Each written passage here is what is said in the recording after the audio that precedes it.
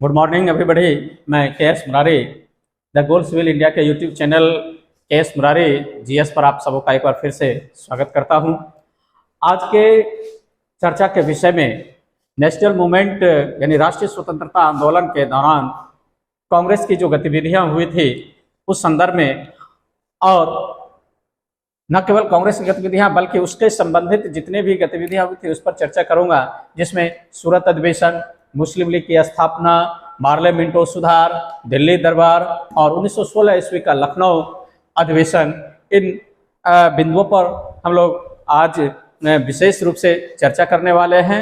और आप लोगों से यह आग्रह है कि इस वीडियो को अंत तक देखें और देखने के बाद आज इस वीडियो को लाइक करते हुए, कमेंट करते हुए इस चैनल को अधिक से अधिक सब्सक्राइब कर अधिक से अधिक शेयर करें। तो चलिए वापस मैं आता हूं सूरत अधिवेशन पर।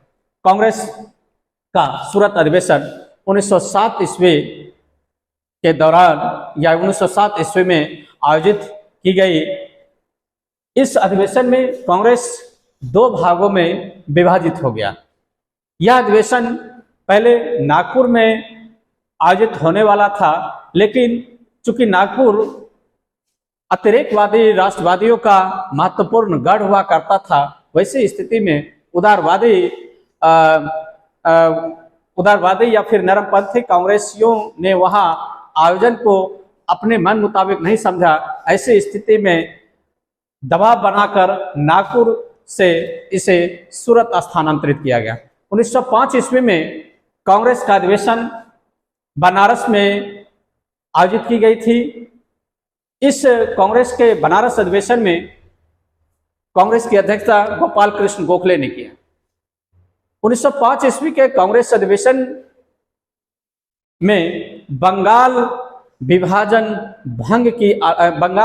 की आलोचना की गई और स्वदेशी तथा बहिष्कार आंदोलन का समर्थन किया।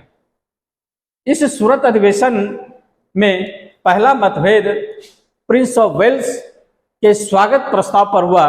नरमपंथी प्रिंस ऑफ वेल्स का स्वागत करना चाहते थे, जबकि अतिरेकवादी यानी उग्रपंथी राष्ट्रवादियों ने प्रिंस ऑफ वेल्स का विरोध किया। दोनों के बीच गहराई मतभेद के रूप में उभरकर सामने आई 1906 ईस्वी में। 1906 ईस्वी के कांग्रेस अधिवेशन में गहराई और अधिक बढ़ गई। तिलक का सुझाव था, जो अतिरेकवादी मानसिकता से प्रेरित था, बाल गंगाधर तिलक का सुझाव था कि लाला लाजपत राय को कांग्रेस का अध्यक्ष बनाया जाए, लेकिन राष्ट्रवादियों यानी उदारवादी राष्ट्रवादियों को कांग्रेस के अध्यक्ष पद से दूर रखने के लिए नरमपंथियों ने वयोवृद्ध नेता दादा भाई नौरोजी को अध्यक्ष बनाया। कलकत्ता के अधिवेशन में राष्ट्रवादी चाहते थे कि बहिष्कार आंदोलन सारे भारत में चलाया जाए, लेकिन नरमपंथी इसे कांग्रेस तक ही सीमित रखना चाहते थे और बंगाल तक में ही सीमित रहना चाहते थे। इसको लेकर दोनों विचारधाराओं में काफी अंतर विरोध हुआ। दादा भाई नौरोजी के इस अधिवेशन की अध्यक्षता 1906 ईस्वी में उदारवादियों के द्वारा स्थापित करना चाहता था कि 1906 के कांग्रेस अधिवेशन की अध्यक्षता दादा भाई नौरोजी करें, और उसमें सफल भी हुए उदारवादियों के द्वारा। 1907 ईस्वी का जो अधिवेशन सूरत में आयोजित किया गया, उसमें राष्ट्रवादी लाला लाजपत राय को अध्यक्ष बनाना चाहता था, यानी अतिरेकवादी राष्ट्रवादी जो है वो लाला लाजपत राय को अध्यक्ष बनाना चाहता था, लेकिन नरम दल वाले रास बिहारी घोष को अध्यक्ष पद पर प्रत्याशी के रूप में प्रस्तुत किया।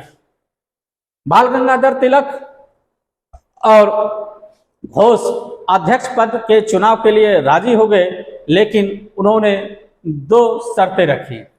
नंबर 1 कि कांग्रेस के कलकत्ता अधिवेशन में जो प्रस्ताव स्वराज, स्वदेशी, बहिष्कार और राष्ट्रीय शिक्षा के बारे में पास किया गया था, उन्हें फिर से वापस किया जाए। दूसरा था कि घोष के भाषण में जिस अंश में राष्ट्रवादियों की आलोचना की गई उसे हटा दिया जाए। नरमपंथी किसी प्रकार समझौते के लिए तैयार न थे, इसलिए ऐसी परिस्थिति में कांग्रेस दो भागों में बट गया। नरमपंथी अपने आप को भारतीय राष्ट्रीय कांग्रेस कहते रहे, जबकि अतिरेकवादी अपने आप को नेशनलिस्ट पार्टी यानी राष्ट्रवादी पार्टी कहने लगे। वैसी परिस्थिति में कांग्रेस दो भागों में विभाजित हो गई। एक का नेतृत्व जो है सो बाल गंगाधर तिलक, बिपिन चंद्र पाल, अरविंदो घोष जैसे लोगों ने किया। दूसरी ओर हाँ, इसी के साथ लाला लाजपत राय भी थे अतिरेकवादी में। दूसरे का नेतृत्व, उदारवादियों का नेतृत्व जो है वह गोपाल कृष्ण गोखले, फिरोज शाह मेहता जैसे लोग करने लगे। दूसरी बात, सूरत अधिवेशन के बाद उसी परिप्रेक्ष्य में मुस्लिम लीग की स्थापना एक साल पहले हो जाती है। जब 1906 ईस्वी में कांग्रेस में विभाजन की नींव पड़ रही थी, तो वैसी स्थिति में मुस्लिम लीग की भी स्थापना जो है सो प्रारंभ हो गई है। और ये मुस्लिम लीग की स्थापना बढ़ते हुए राष्ट्रवाद को कमजोर करने के लिए ब्रिटिश सरकार की एक सोची समझी रणनीति थी। बंगाल विभाजन की घोषणा के तुरंत बाद 1 अक्टूबर 1906 को आगा खान तृतीय के नेतृत्व में मुसलमानों का एक शिष्टमंडल, जिसके अधिकांश सदस्य एलिट क्लास के थे यानी अभिजात वर्ग के थे, इन लोगों ने शिमला में लॉर्ड मिंटो से मिले। उस समय लॉर्ड मिंटो भारत के वायसराय थे, तो लॉर्ड मिंटो से मिलने के लिए आगा खान गए हुए थे शिमला में। इस शिष्टमंडल के द्वारा प्रस्तुत प्रतिवेदन में राजनीतिक महत्व, सैनिक सेवा और मुसलमानों के विगत राजनीतिक गौरव की ऐतिहासिक स्मृतियों को ध्यान में रखते हुए भारतीय मुसलमानों के लिए विशेष स्थिति की मांग की गई। लॉर्ड कर्जन की प्रेरणा से ढाका के नवाब सलीमुल्लाह ने बंगाल विभाजन समर्थक आंदोलन का नेतृत्व किया। इस संदर्भ में 30 दिसंबर 1906 को ढाका में एक सभा आयोजित की गई, जिसमें अखिल भारतीय मुस्लिम लीग नामक एक राजनीतिक संगठन की स्थापना करने का निर्णय लिया गया। और इस मुस्लिम लीग नामक जो राजनीतिक संगठन की स्थापना हुई, उसके 3 उद्देश्य थे। नंबर 1, मुस्लिम लीग की स्थापना के 3 उद्देश्य थे। नंबर 1, मुसलमानों के राजनीतिक अधिकारों की रक्षा और उसका विस्तार करना। मुसलमानों के राजनीतिक अधिकारों की रक्षा और उसका विस्तार करना महत्वपूर्ण उद्देश्य था।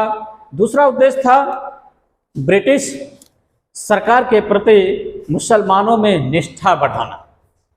तीसरा, लीग यानी मुस्लिम लीग के अन्य उद्देश्यों को बिना दुष्प्रभावित किए हुए अन्य संप्रदायों के प्रति कटुता की भावना को बढ़ने से रोकना। ये 3 उद्देश्य के साथ प्रारंभ हुआ। ऐसी स्थिति में 1907 से 1909 के बीच मुस्लिम लीग का प्रमुख कार्यक्रम अपनी स्थिति को मजबूत करना और पृथक निर्वाचक मंडल के लिए संघर्ष करना था। 1908 ईस्वी में मुस्लिम लीग ने अपना अमृतसर अधिवेशन का आयोजित किया। यानी 1908 ईस्वी में मुस्लिम लीग ने अमृतसर में अपने अधिवेशन आयोजित करवाया और उस अधिवेशन में मुसलमानों के लिए पृथक निर्वाचक मंडल की मांग की गई। यानी मुस्लिम लीग के द्वारा जो अमृतसर में अमृतसर में जो मुस्लिम लीग का अधिवेशन आयोजित किया गया, उसमें पहली बार मुसलमानों के लिए पृथक निर्वाचक मंडल की मांग की गई है, जो 1909 ईस्वी के मार्ले मिंटो सुधार के द्वारा प्रदान कर दी गई ब्रिटिश सत्ता के द्वारा।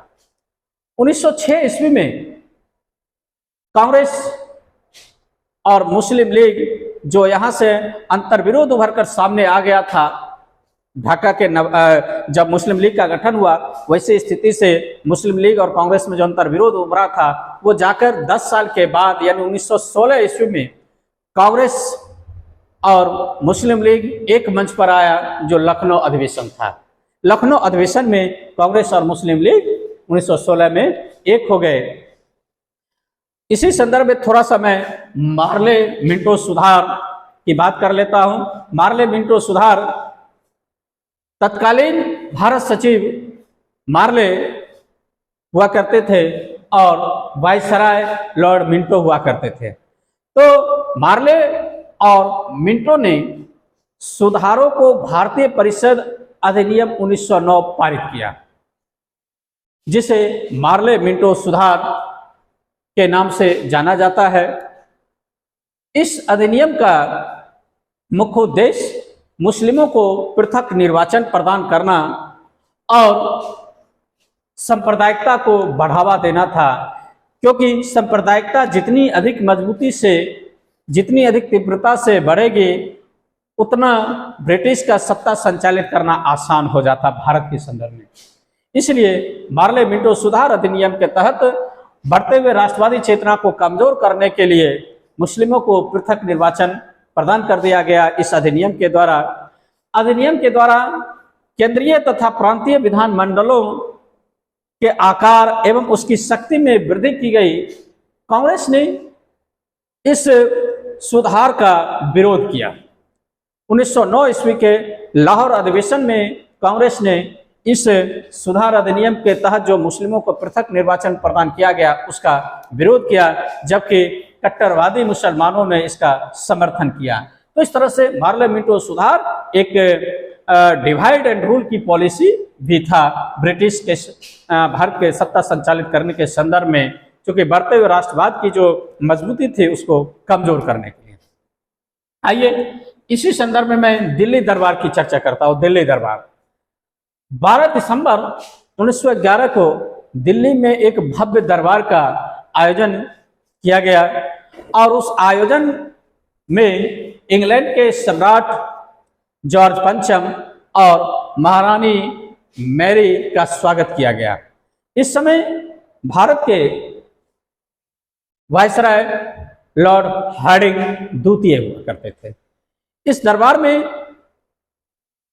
बंगाल विभाजन रद्द करने की घोषणा की गई। इसी दिल्ली दरबार में बंगाल विभाजन को रद्द करने की घोषणा की गई और बंगाल को एक नए प्रांत का गठन कर दिया जाए, एक नया बंगाल बना दिया जाए। जो 1905 ईस्वी में बंगाल विभाजन किया गया था, पूर्वी बंगाल और पश्चिमी बंगाल, अब इस दरबार के माध्यम से ही दोनों बंगाल को एकीकृत कर दिया गया और एक नए बंगाल के रूप में प्रांत का गठन कर दिया गया। उस नए बंगाल प्रांत में उड़ीसा और बिहार को बंगाल से अलग कर दिया गया। असम का एक अलग प्रांत के रूप में गठन किया गया, जैसे कि 1874 ईस्वी में स्थिति थी। असम के इस नवगठित प्रांत में सिलहट को भी शामिल कर दिया, क्योंकि जैसा कि पिछले विषय की चर्चा में हम लोग बताए थे कि असम एक अलग प्रांत के रूप में पहले से ही 1874 में गठित हो चुका था। अब इस दिल्ली दरबार में जो नया बंगाल प्रांत बना था, उसमें नए बंगाल में बिहार और उड़ीसा को लेकर एक नए बंगाल का गठन कर दिया गया और असम में सिलहट को शामिल कर दिया गया था। तो इसी दरबार में भारत की राजधानी को कलकत्ता से दिल्ली स्थानांतरित करने की घोषणा की गई और यह स्थानांतरण 23 दिसंबर 1912 को संपन्न हुआ। यानी 23 दिसंबर 1912 को जो है सो राजधानी कलकत्ता से दिल्ली स्थानांतरित कर दी गई, एक्टिवेट हो गया। यानी दिल्ली 23 दिसंबर 1912 से राजधानी के रूप में कार्य करने लगा। अब आगे बढ़ते हैं तो 1916 ईस्वी का लखनऊ अधिवेशन की बात करते हैं। लखनऊ अधिवेशन या फिर लखनऊ समझौता। सूरत अधिवेशन में कांग्रेस का विभाजन हुआ, जो 1916 ईस्वी तक बना रहा। 1915 ईस्वी में उदारवादी नेता गोपाल कृष्ण गोखले और फिरोज शाह मेहता की मृत्यु हो गई। चूंकि अंतर्विरोध फिरोज शाह मेहता, गोपाल कृष्ण गोखले जो उदारवादी थे, इनका अंतर्विरोध अतिरेकवादी मानसिकता वाले बाल गंगाधर तिलक, अरविंदो घोष, बिपिन चंद्र पाल, लाला लाजपत राय से था। वैसी स्थिति में इन जो है सो जब अंतर्विरोध था, लेकिन इसी बीच में 1916 से पहले ही गोपाल कृष्ण गोखले और फिरोज शाह मेहता की मृत्यु हो गई थी। तो अब विचारधारात्मक अंतर विरोध करने वाला कोई नहीं था। वैसी स्थिति में एनी बेसेंट और बाल गंगाधर तिलक ने गरम दल और नरम दल को पुनः कांग्रेस के मंच पर एक साथ लाने का प्रयास किया और यह प्रयास सफल हो गया। 1916 के लखनऊ अधिवेशन की अध्यक्षता अंबिका चरण मजूमदार ने की थी।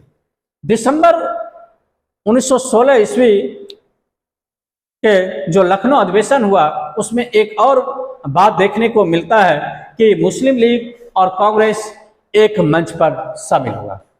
इन दोनों दलों ने अलग अलग रूप से संवैधानिक सुधारों की संयुक्त योजना के संबंध में प्रस्ताव दिए और संयुक्त आधार पर राजनीति के क्षेत्र में एक दूसरे के साथ सहयोग करने के संबंध में एक समझौता किया। यह समझौता लखनऊ समझौता या कांग्रेस लीग योजना के नाम से जाना जाता है। लखनऊ समझौता या फिर कांग्रेस लीग योजना।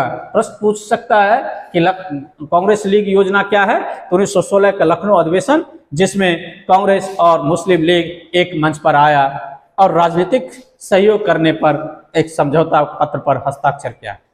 इस कांग्रेस लीग योजना के तहत 19 सूत्रीय एक ज्ञापन पत्र तैयार किया गया जिसके द्वारा ब्रिटिश सरकार से भारत को यथाशीघ्र स्वशासन प्रदान करने एवं प्रांतीय विधान परिषदों और गवर्नर जनरल की विधान परिषद के विस्तार करने, साथ ही साथ इन विस्तारित परिषदों में निर्वाचित सदस्यों को अधिक प्रतिनिधित्व देने के संबंध में मांग की गई। लखनऊ समझौता केवल अस्थायी विराम समझौता था। मुस्लिम लीग ने लखनऊ समझौता के बावजूद अपना पृथक अस्तित्व को बनाए रखा। चूंकि लखनऊ समझौता में उस बिंदु पर चर्चा नहीं हुई, कांग्रेस के मंच से यह भी नहीं मांग की गई कि मुस्लिम लीग जो अपना पृथक अस्तित्व बनाए हुए है मुसलमानों के लिए उसको समाप्त कर दिया जाए, लेकिन इस बात पर सहमति नहीं बनी। इसलिए यह समझौता एक अस्थायी समझौता ही बनकर रह गया और वहां के बाद से जो है कांग्रेस का अंतर्विरोध, कांग्रेस के विरोधी के रूप में मुस्लिम लीग धीरे धीरे आगे कार्य करते रहा।